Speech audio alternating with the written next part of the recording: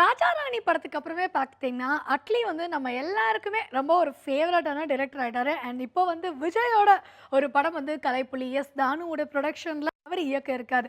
இந்த நியூஸ் வந்து வெளிவந்த உடனே பார்த்தீங்கன்னா வந்து தினம் தினம் வந்தும் ஏகப்பட்ட பரபரப்பான தகவல்கள் வந்துட்டே இருந்தது.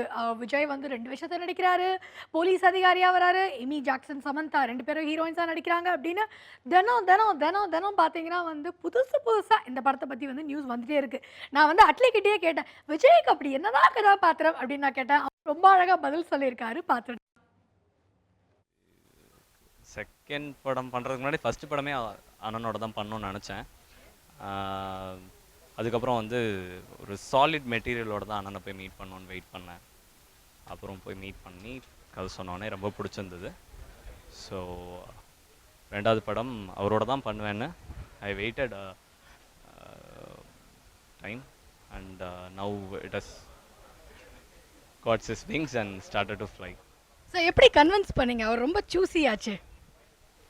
இல்லை, விஜய் சார் ஃபேன்ஸுக்கு என்ன பிடிக்கும் அப்படின்றது நம்மளுக்கு தெரியும். ஏன்னா நம்மளும் ஒரு ஃபேனு.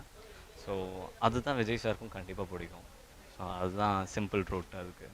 ஸோ படத்தை பற்றி பார்த்தீங்கன்னா வந்து நாளுக்கு நாள் இந்த இந்த படம் வந்து கன்ஃபர்மேஷன் வரதுக்கு முன்னாடியே வந்து விஜய் சார் இப்படி வராரு, விஜய் சார் அப்படி வராருன்னு நாளுக்கு நாள் நியூஸ் வந்துட்டே இருக்கு. ஸோ என்னதான் கதாபாத்திரம் அவரோடது கொஞ்சம் சொல்லுங்களேன். இல்லை, இது தப்பாக எடுத்துக்காதீங்க. It's too early. அடுத்த வருஷம் ரிலீஸ் ஆகிற படம். டெஃபினட்டாக ஃபாஸ்ட்டாக ட்ரை பண்ணுறோம். நான் இது வரைக்கும் லவ் ஜானர் பண்ணேன் ஒரு படம். இப்போது லவ் எமோஷனை தாண்டி ஆக்ஷன் ஒன்று ட்ரை பண்ணியிருக்கேன் அதில். ஸோ ரொம்ப ரொம்ப ரியலிஸ்டிக்கான ஆக்ஷன். ஃபிசிக்ஸில் போலீஸ் இன்ஸ்பெக்டராக வராரா? இன்ஸ்பெக்டராக வராரா என்னவான்னு தெரியாது.